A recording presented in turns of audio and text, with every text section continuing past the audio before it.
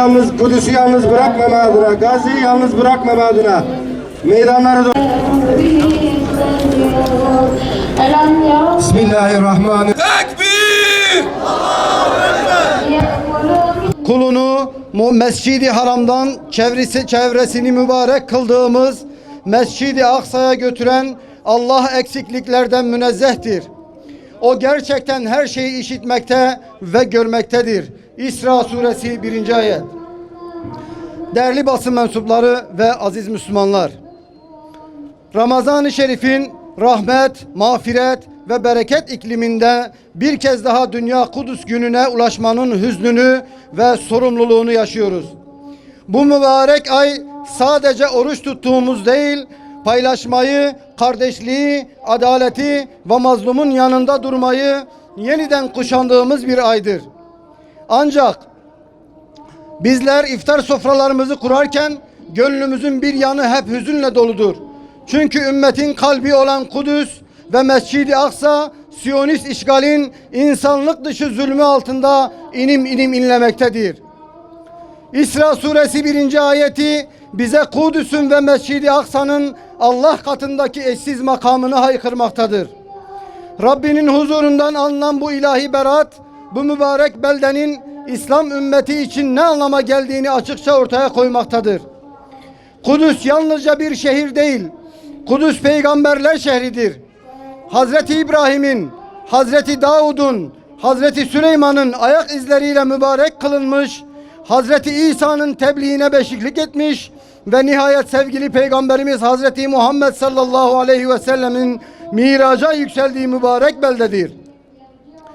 Kudüs yalnızca Filistin halkının değil, bütün Müslümanların ve bütün insanlığın ortak mirasıdır. Mescid-i Aksa ise Müslümanların ilk kıblesi ve mukaddes beldelerin mabetlerden biridir. Ancak bugün Kudüs, Mescid-i Aksa ve Gazze Siyonist işgal rejiminin sistematik saldırıları ve yayılmacı politikaları altında ağır bir kuşatma yaşamaktadır. İsrail Gazze'de başlattığı ve bugün Lübnan'a, Suriye'ye, Yemen'e ve İran'a yaydığı çatışma süreci asla bir güvenlik meselesi değildir. Bu arz-ı mev'ud hezeyanıyla bölge ülkelerini zayıflatma, parçalama ve köleleştirme operasyonudur. Siyonist akıl kendi güvenliğini komşu ülkelerinin yıkımında aramakta, attığı her adımda dünya barışının altına dinamit döşemektedir. Bu saldırganlık İsrail'in güvenliği bahanesi altında bütün bölgeyi dizayn etmeyi hedeflenen emperyal bir projeye dönüşmüş ve dünya barışını dolduran, tehdit eden bir boyuta ulaşmıştır. Şurası açıktır ki mesele sadece Filistin meselesi değildir. Asıl mesele İslam coğrafyasının tüm direniş hatlarını kırmayı hedeflemektedir. Bugün Orta Doğu modern dünyanın gözleri önünde sistematik bir yok etme operasyonunu sahne almaktadır. Sadece sınırların değil, vicdanların da tarumar edildiği bu süreçte Gazze ve Kudüs'e sahip olmanın adına Lübnan, Suriye, Yemen ve İran küresel şer odaklarının hedef tahtasına oturtulmuştur. Müslümanların ilk kıblesi Kudüs, Siyonist işgalin pençesinde kimliksizleştirilmeye çalışılırken İsrail'in başlattığı saldırılarla Gazze tarihin en büyük toplum mezarlığına dönüştürülmüştür. Bu sadece bir toprak kavgası değil, bir inancın ve halkın kökünü kazıma girişimidir. Emperyalist güçler ve onların bölgedeki karakolu olan İsrail bugün İran'ı doğrudan hedefe alarak bölgesel bir savaşı tetiklemekten, bölgeyi topyekün bir yangına çevirmekten çekinmemektedir. Dünyada şunu çok iyi bilmelidir ki bu yangın bölgeyle sınırlı kalmayacak, kendilerine de sıçrayacaktır. Amerika ve İsrail ikilisi uluslararası hukuku ayaklar altına alarak dünyayı bir orman kanunu düzenine sürüklemektedir. Birleşmiş Milletler kararlarını hiçe sayan, okulları, hastaneleri ve mülteci kamplarını vuran bu saldırganlık küresel enerji hatlarını tehdit etmekte, dünya ekonomisini telafisi güç krizlere sürmektedir. Üçüncü Dünya Savaşı riskini her geçen gün daha gerçekçi bir tehdit haline getirmektedir. Tarih bize bir kez daha göstermiştir ki küfür tek millettir.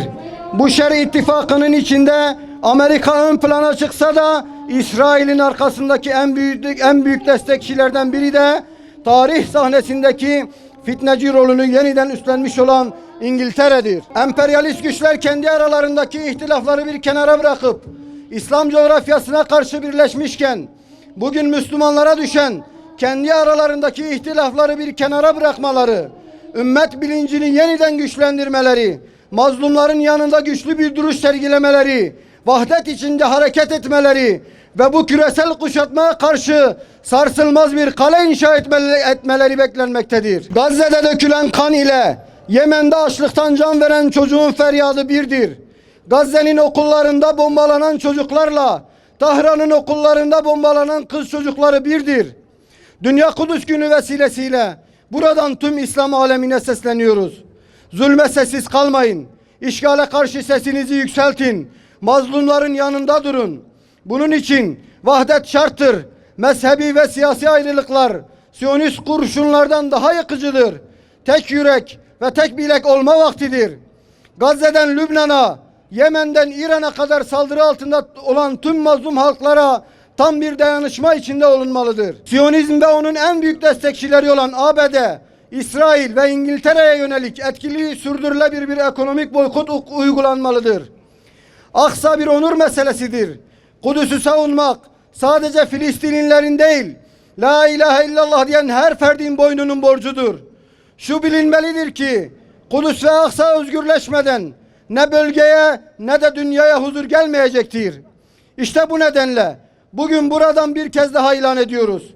Kudüs'ün özgürlüğü yalnızca Filistin meselesi değil, insanlığın ortak barış meselesidir. Mescid-i Aksa'nın özgürlüğü yalnızca Müslümanların meselesi değil, insanlık onurunun ve uluslararası adaletin meselesidir. Bizler inanıyoruz ki Kudüs'te zulüm bittiğinde, Mescid-i Aksa özgürlüğüne kavuştuğunda, Filistin halkı kendi topraklarında özgürce yaşayabildiğinde yalnızca Orta Doğu'da değil, dünya genelinde barış öne açılacaktır. Bu nedenle bugün Dünya Kudüs Günü vesilesiyle çağrımız şudur. Kudüs özgür olmalıdır. Mescid-i Aksa özgür olmalıdır. Filistin özgür olmalıdır. Çünkü biz biliyoruz ki küresel barışın anahtarı Kudüs ve Aksa'nın özgürlüğünden geçmektedir. Peygamber Sevdalıları Vakfı olarak diyoruz ki Kudüs sadece bir şehir değil, bir imandır. Mescid-i Aksa sadece bir cami değil, bir davadır. Siyonizm ve emperyalizmin bu mübarek topraklardan sürülüp atılması için tek çare ümmetin vahdetidir. Bizler haksızlık karşısında susan dilsiz şeytanlar olmayacağız. Kudüs'ün özgürlüğü insanlığın özgürlüğüdür. Siyonist ve işgal ve onun İngiliz, Amerikan destekli ortakları tarihin çöplüğüne gömülene dek mücadelemiz sürecektir. Zulüm ilelebet devam etmez. Zalimlerin sonu yakındır inşallah. Bismillahirrahmanirrahim. Elhamdülillahi Rabbil alemin. Vessalatu vesselamu ala Resulina Muhammedin ve ala alihi ve sahbihi ecma'in. Alemlerin Rabbi, şanı yüce olan Allah'a, saltanatının azameti, vecihinin celali kadar hamd ve senalar olsun. Salat ve selam, alemlere rahmet olarak ve güzel ahlakı tamamlamak üzere insanlığa en güzel örnek olarak gönderilen Hazreti Muhammed Mustafa'ya, onun pak ehli beytine, yolumuzu aydınlatan yıldızlar hükmünde olan seçkin ashabına ve kıyamete kadar İslam davası için gayret gösteren tüm müminlerin üzerine olsun. Nice peygamberlerinin adımlarını attığı, duaların semaya yükseldiği o mübarek kıldığı memleketi, kendilerinin ve ömrü kelebeklerden bile daha kısa olan paramparça edilmiş tazecik bebeklerinin kanıyla suladılar. Ama asla geri kaçmadılar. Sen basirsin ya Rabbi. Biz onların mücadelesinin hakkını veremedik.